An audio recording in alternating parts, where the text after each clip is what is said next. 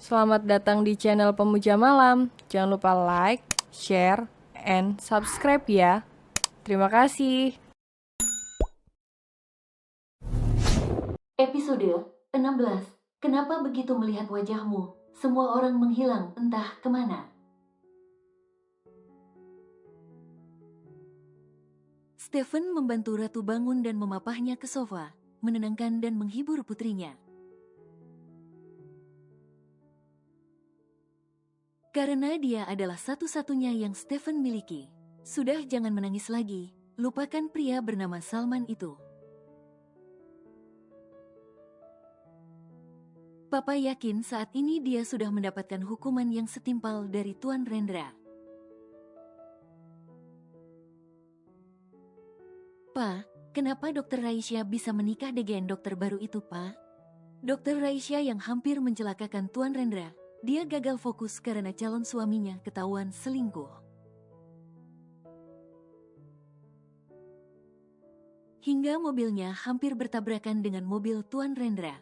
Dan karena tanggung jawab, mereka meminta Dokter Raisya menjadi istri Tuan Rendra. Stephen menjelaskan pada Ratu. Dan seperti pernyataan Tuan Rocky tadi, kita harus merahasiakan pernikahan mereka. Stephen kembali mengingatkan Ratu. Raisya penasaran, bagaimana bisa dua orang kaki tangan Rendra itu bisa sampai di rumah sakit tepat waktu.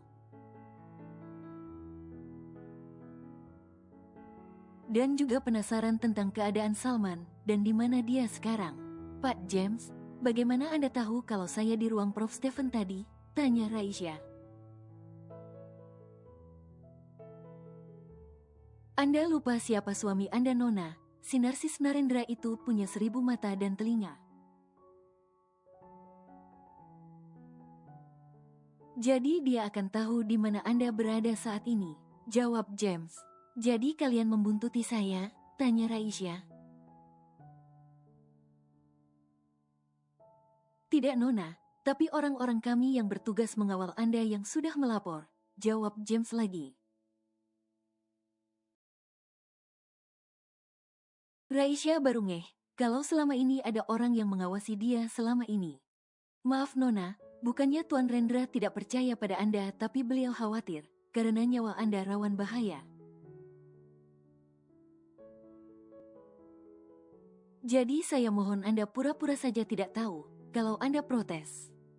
Bisa-bisa mereka tidak sembunyi lagi, tapi ada di samping Anda, ucap James dengan suara lirih. Raisya mengangguk faham, benar apa yang dikatakan James, kalau dia protes maka si narsis akan menjadi. James, Rocky dan Raisya kembali ke rumah, sementara mobil Raisya dibawa oleh pengawal. Begitu sampai di rumah, James dan Rocky pamit, karena pekerjaan mereka juga sudah habis. Nona, kami undur diri dulu, masih ada pekerjaan lain yang harus kami lakukan. Oke, hati-hati Pak James, Pak Rocky, semoga hari kalian menyenangkan. Raisya menyemangati kedua pemuda kepercayaan Rendra.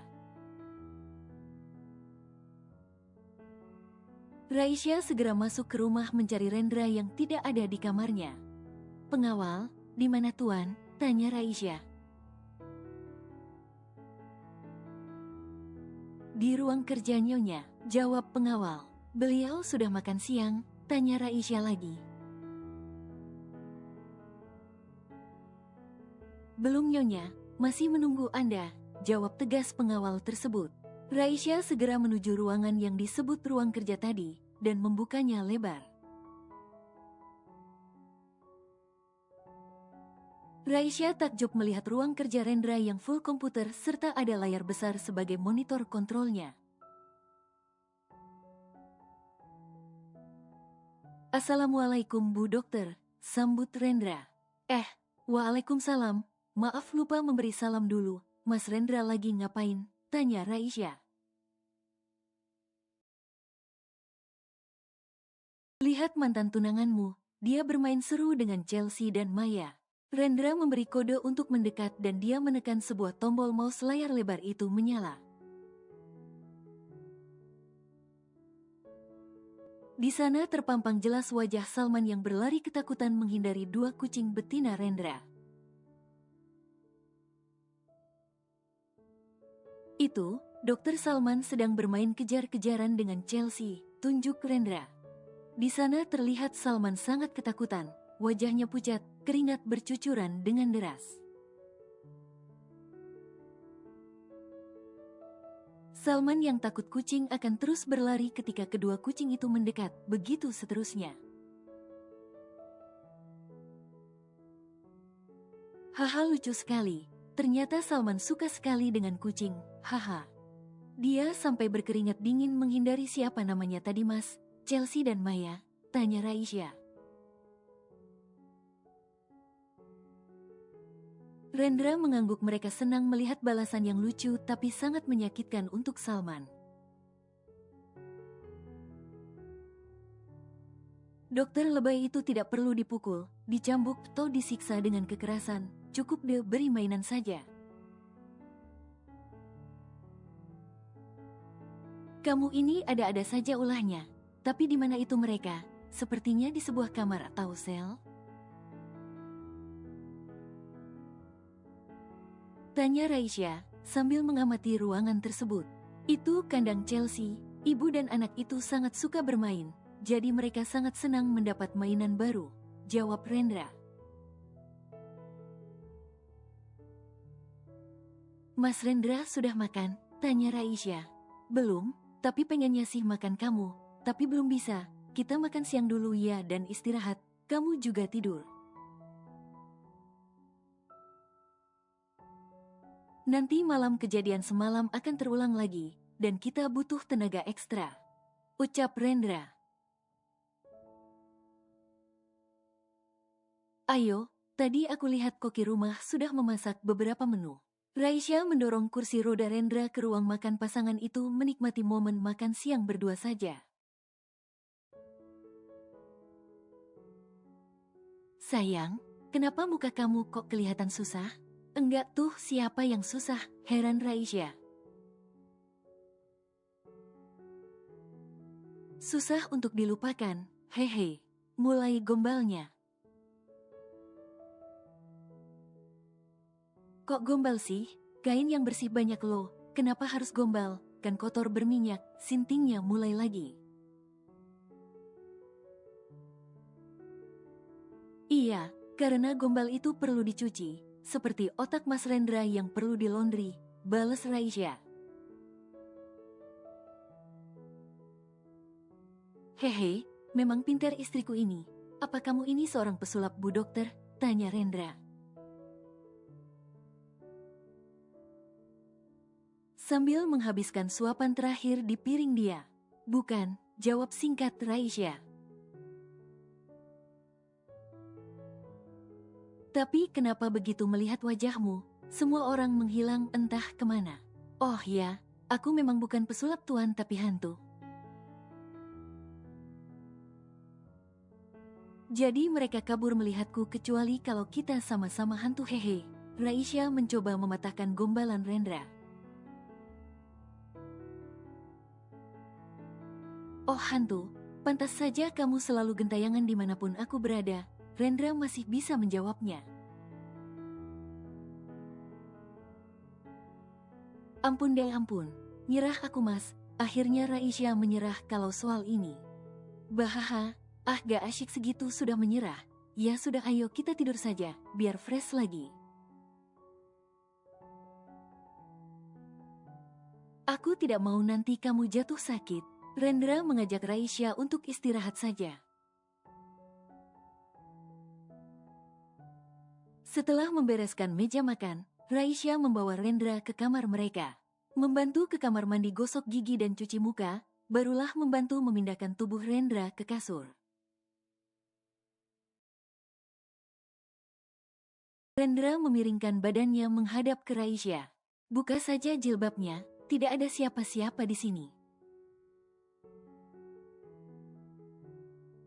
supaya suami tampanmu ini bisa dengan leluasa melihat setiap keindahan yang Allah berikan untukku. Rendra meminta istrinya membuka jilbabnya supaya tidak gerah. Tapi gerah bagaimana, ruangannya saja full AC. Rendra juga menepuk-nepuk kasur yang masih kosong di sebelahnya. Sini, tidur di sini di dekatku. Dengan malu-malu Raisya naik ke ranjang dan berbaring di samping Rendra. Mereka sekarang saling berhadapan. Raisya memandangi wajah rupawan yang berada di hadapannya tersebut. Baru kali ini dia memandangnya begitu jelas, tanpa ada cacat sedikit pun, luka di dahinya tertutup oleh poninya. Bagaimana tampankan suamimu ini? Pertanyaan Rendra membuyarkan lamunan Raisya.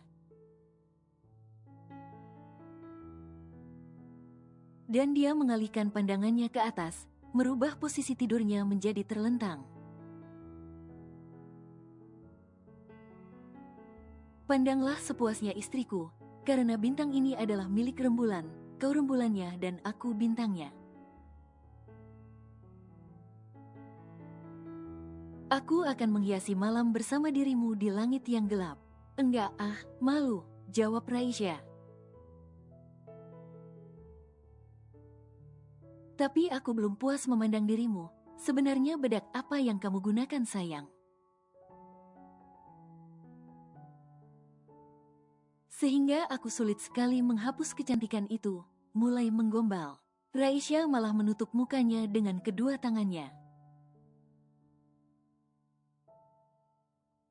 Rendra menggeser tubuhnya mendekati Raisya, kini dia bersandar di tepi ranjang. Memainkan rambut Raisya dan sesekali usil menoel-noel hidung dan pipi Raisya. Menggelitik telinga Raisya hingga gadis di sampingnya terkikik geli. Dengan gemes akhirnya membalas menggelitik Rendra. Jadi mereka saling menggelitik dan tertawa cekikikan, melupakan niat awal yang akan tidur siang. Ujung-ujungnya dahi Raisya membentur dahi Rendra. Tawa tadi jadi berhenti, dan suasana berubah menjadi romantis, dari tatapan mata hingga akhirnya saling adu selaiva.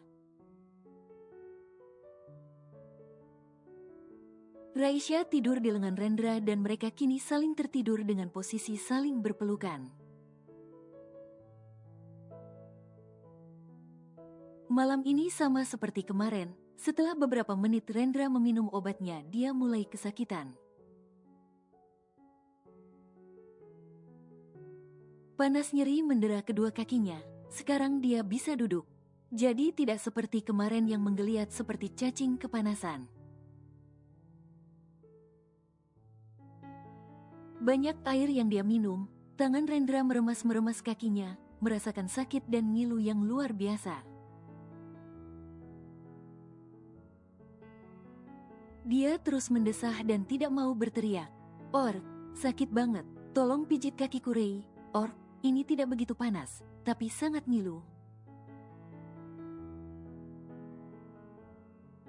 Lebih sakit dari yang kemarin, keringat dingin mengalir deras di tubuh Rendra. Dia melepas kaos yang dia kenakan dan membuangnya ke segala arah. Raisya dengan telaten memijit kaki Rendra, mengikuti arah petunjuk Rendra. Baru setelah 1 jam lebih, dia sudah mulai agak tenang, suara erangannya juga sudah jarang-jarang terdengar. "Rey, sayang tolong buatkan aku jus lemon yang dingin. Tenggorokanku masih terasa panas." Rendra meminta Raisya untuk membuatkan minuman dingin. Ketika Raisya menuju ke dapur, Rendra mulai menggerakkan jari-jari kakinya. Mereka sudah bisa digerakkan tapi kaki kirinya masih lemes. Yang kiri nampaknya perlu minum sekali lagi, gumam Rendra. Dia menyandarkan tubuhnya di tepi ranjang, sambil menerima telepon dari Rocky. Bos, kita sudah berhasil memblokir masuk jalannya obat-obatan terlarang itu dan sekarang sudah diambil alih oleh kepolisian. Di dalam truk muatan itu terdapat 1 ton ganja yang akan dikirim ke Filipina. Rocky melaporkan kalau penyelundupan ganja dari perusahaan Romeo sudah diamankan polisi. Sebenarnya polisi tidak berbuat apa-apa.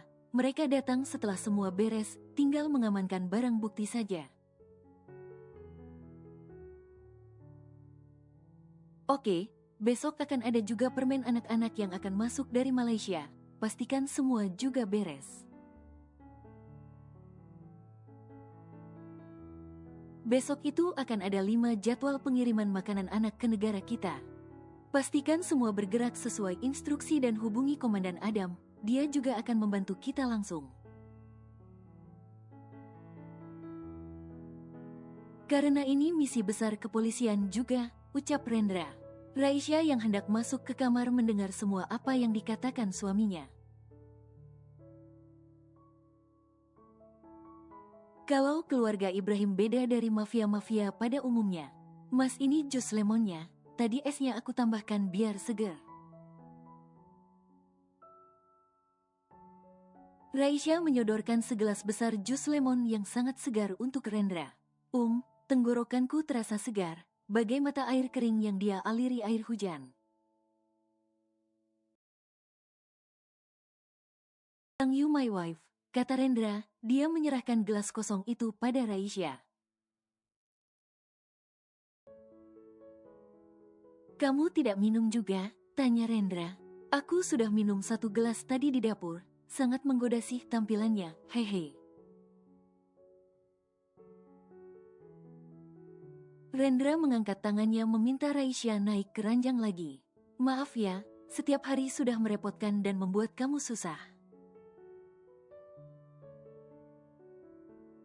Rendra meraih tangan Raisya dan meminta maaf pada istrinya itu. Mas, kamu adalah suamiku, ini adalah tanggung jawabku sebagai seorang istri, dan kamu adalah imamku, jawab Raisya. Maafkan aku juga karena cara kita menikah adalah salah. Kami bahkan memaksamu dan tidak memberi waktu untuk berpikir sama sekali. Rendra mencium tangan putih itu dengan lembut. Baru kali ini Rendra merasakan sebuah kelembutan dan ketulusan seorang perempuan. Aku ikhlas mas, mungkin ini adalah jalan Allah untuk kita, dan jodoh pun dia yang menentukan. Mau seorang ustadz, berandal, kaya miskin, kalau nama kita sudah dipasangkannya maka akan ada jalan menuju ke sana. Aku juga minta maaf, kalau status keluarga kita sangat jauh berbeda, aku hanya... Rendra menempelkan jari telunjuknya ke bibir Raisya. Syut, kamu tahu kan bagaimana kedudukan manusia di hadapan Allah, bukan? Kata Rendra dengan lembut. Hik, Raisya memeluk Rendra dengan erat. Terima kasih, Mas Rendra mau menerimaku yang banyak sekali kekurangannya.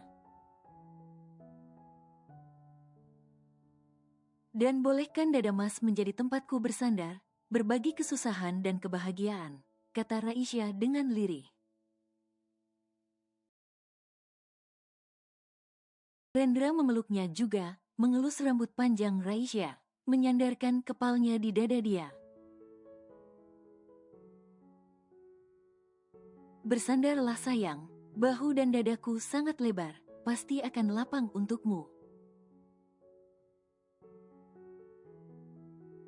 Tapi meskipun lebar, dada ini hanya muat untuk 1 orang saja, dan namanya sudah diukir di sana, Putri Cahyani adalah namanya.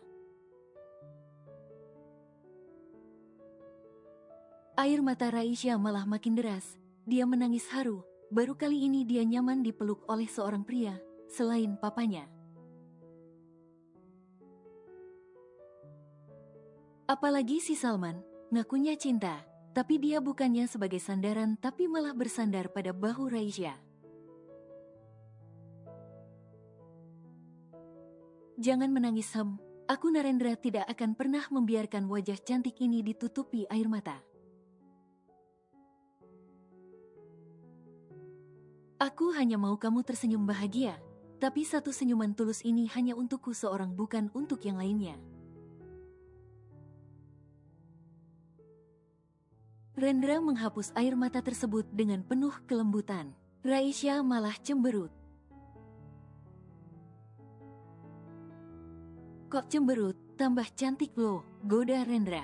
Ih, mas aku kan dokter, masak harus pasang muka masam atau judes, ya nggak serulah. Nanti dikira dokter psikopat lagi, mas ya, tapi senyumanku untukmu beda dengan senyuman untuk pasienku. Senyuman penuh cinta dan kasih sayangku hanya untuk Tuan Narendra seorang, kata Raisya. Meleleh dek hati abang, Rendra menggodanya, membuat Raisya sangat malu. Mukanya memerah bak tomat yang baru dipanen. Jangan salting begitu, kamu harus terbiasa dengan semua ini, dokterku, istriku. Cinta itu tidak butuh kata-kata, tapi tindakan. Mungkin di antara kita, perasaan yang timbul ini apa sudah bisa dinamakan cinta atau belum, aku belum tahu. Tapi yang pasti saat ini aku nyaman bersama denganmu, ingin selalu dekat dan timbul perasaan marah jika kamu dekat dengan pria lain. Terserah aku disebut egois atau posesif, aku tidak peduli, tapi yang jelas, aku tidak mau milikku didekati atau bahkan diambil orang lain. Jika kamu bukan seorang dokter, mungkin saat ini aku sudah mengurung dirimu di rumah. Rendra memajukan wajahnya menempelkan bibir seksinya ke bibir mungil Raisya. Mereka bermain pelan dan berirama syahdu. Malam itu mereka tidur membawa perasaan lega dan bahagia. Raisya mendusel ke dada Rendra yang putih dan polos. Aroma maskulin dan menyegarkan terpancar di sana. Walaupun Rendra baru saja mengeluarkan keringat yang sangat banyak tapi tidak merubah aroma tubuh Rendra. Pagi ini Kimi sudah panik sendirian karena mendapat surat ancaman kalau Naela berada di tangan musuh sebelum sampai di Rusia. Ibu dua anak ini juga sudah berusaha menelpon Naela maupun Peter. Tapi ponsel keduanya tidak ada yang dapat ditelepon. Zain juga, dia sedang meeting dan mensilen ponselnya. Terakhir dia mengirim pesan ke Rendra.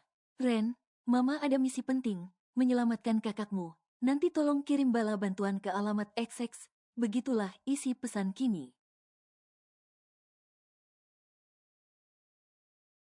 Ibu-ibu cantik ini segera mengambil senjata dan pergi sendiri ke alamat yang dia dapatkan dari surat kaleng tadi. Kimi mengendarai mobilnya dengan kecepatan tinggi. Sementara di rumah, Rendra yang sedang mandi, tentu saja masih dibantu Raisya merasa hatinya tidak enak. Dia memiliki feeling yang bagus jika ada keluarganya yang dalam bahaya. Sayang, kenapa dadaku berdebar sangat kencang? Aku tiba-tiba kepikiran Mama. Rendra membicarakannya pada Raisya. Ya sudah kita selesaikan dulu mandinya lalu menghubungi Mama ya. Raisya segera menyelesaikan memandikan Rendra. Dia segera membantu Rendra untuk mengganti pakaiannya, baru keluar kamar mandi. Ray juga memberikan ponsel pintar tersebut pada Rendra.